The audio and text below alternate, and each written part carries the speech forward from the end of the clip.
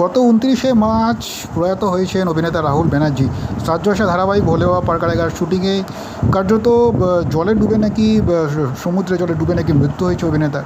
মূলত এই নিয়ে উত্তপ্ত সরগরম টলিপাড়া। অগণিত দর্শক, রাহুল ব্যানার্জির অগণিত অনুরাগীরা প্রত্যেকেই চাইছেন সঠিক তথ্য।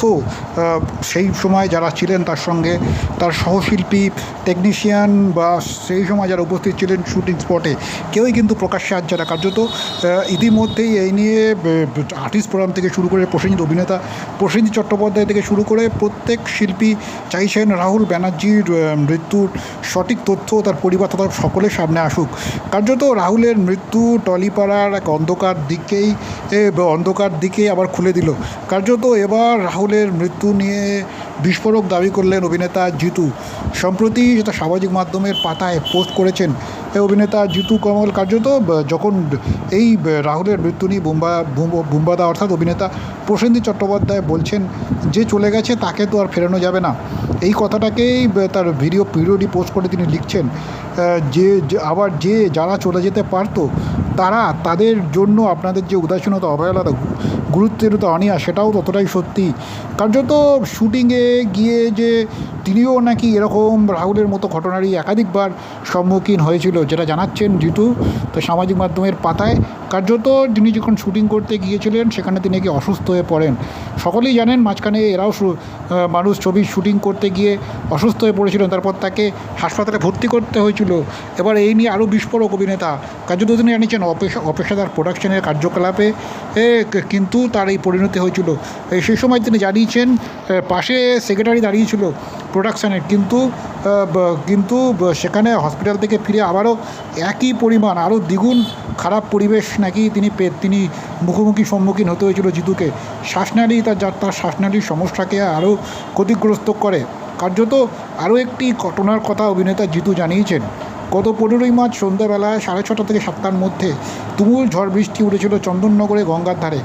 কার্যত সেই প্রোডাকশান হাউস নাকি তাকে গঙ্গার মধ্যে নৌকায় শ্যুটিং করার জন্য তার উপর মানসিক চাপ সৃষ্টি করে।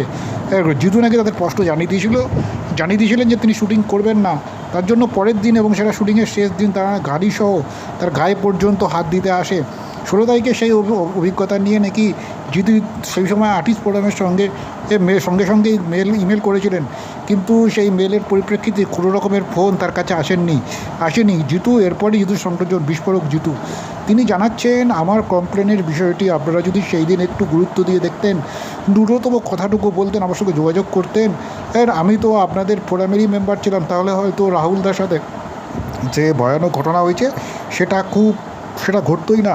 খুব গর্ব করে বলেছিলাম যে প্রমাণস্বরূপ যে ভিডিও প্রকাশ করেছিলাম, আমাদেরও তো ফোরাম আছে, আর আমার ফোরাম আমাকে কাজকলা দেখিয়েছে।